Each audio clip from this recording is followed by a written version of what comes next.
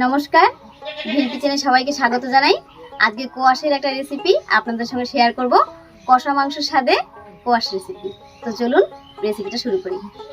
এখানে একদম কচি দেখে 4টে কোয়াশ নিয়েছি। এই কোয়াশটাকে প্রথমে কেটে নেব।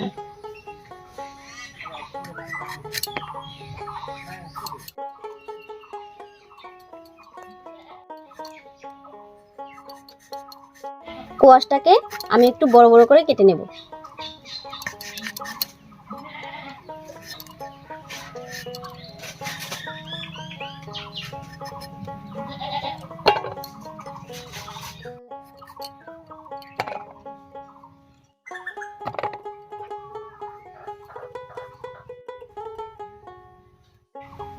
কোয়াশটা কেটে নিলাম, এবার ভালো করে ধুয়ে নিচ্ছি।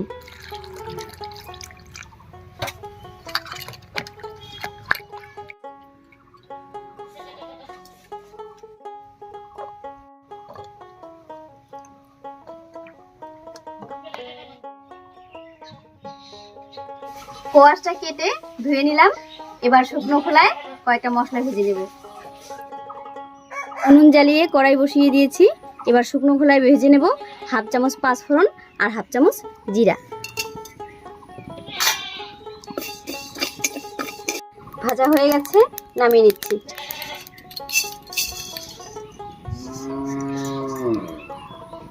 মশলাটা একটু ঠান্ডা হতে থাক, এই ফাঁকে আমি কোয়াশটা একটু ভেজে নিই।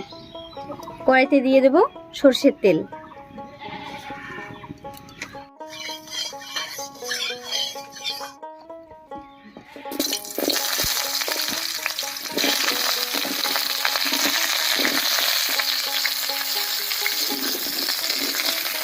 এর উপরেই দিয়ে দিচ্ছি 1/2 চামচ লবণ আর 1/2 চামচের একটু কম হলুদ।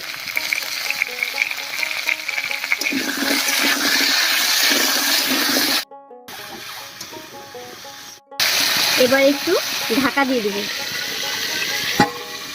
ঢাকাটা খুলে মাঝে মাঝে নাড়িয়ে দেব, এতে করে কোয়াশটা ভালো করে ভাজাও হবে আবার সেদ্ধও হবে।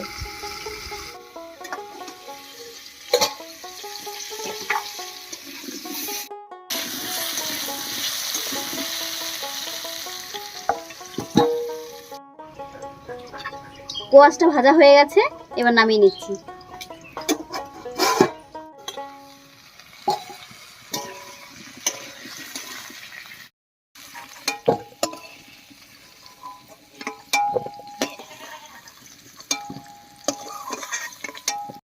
ভেজে রাখা মশলাটা এবার গুঁড়ো করে নিচ্ছি।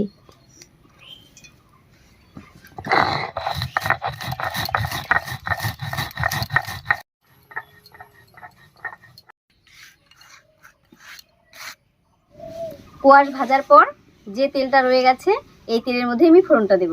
ফোড়নের জন্য নিয়েছি একটা তেজপাতা, 1/2 চামচ গোটা জিরা, 2টো শুকনো লঙ্কা, 2 টুকরো দারচিনি, 2টো এলাচ আর 2টো লবঙ্গ।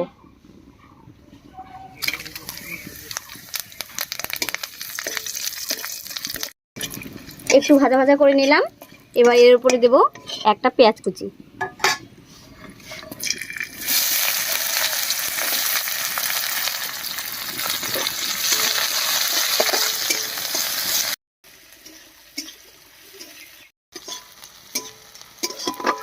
পেঁয়াজটা ভাজা ভাজা হয়ে গেছে, এবার এর উপরে দেব 1 চামচ আদা রসুন বাটা।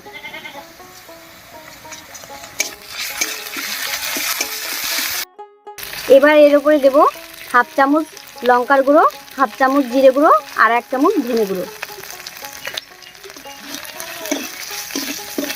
এবার এর উপরে দিয়ে দিচ্ছি 1/2 চামচ লবণ আর 1/2 চামচের একটু কম হলুদ। এবার ভালো করে মিশিয়ে নিচ্ছি। মশলাগুলোকে একটু কষিয়ে নিয়েছি। এবার এর উপরে দেব পেস্ট করে রাখা একটা টমেটো।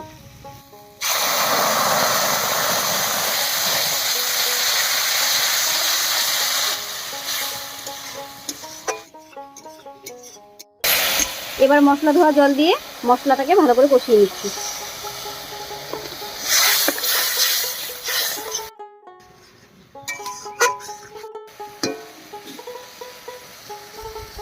মশলাটা কষে পুরোপুরি তেল ছেড়ে দিয়েছে, এবার কোয়াশটা দিয়ে দিচ্ছি।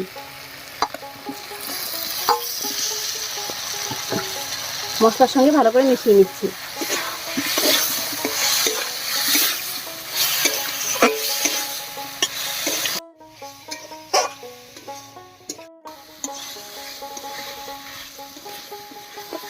মশলার সঙ্গে কোয়াশটা খুব ভালো করে কষে গেছে।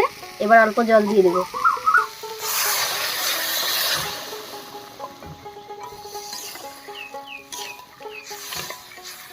এবার 5 মিনিটের জন্য ঢাকা দেব।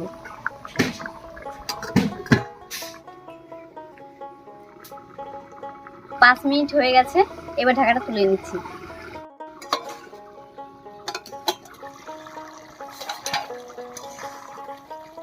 এবার এর উপর দিয়ে দেব ভেজে রাখা গুঁড়ো মশলাটা।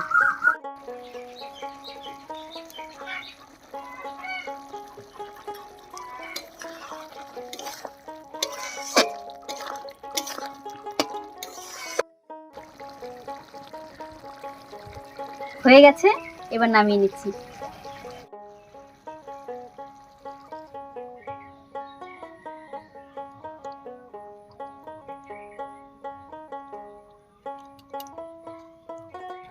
কোয়াশের যে রেসিপিটা করলাম এটা কিন্তু একদম কষা মাংসের মতো টেস্ট।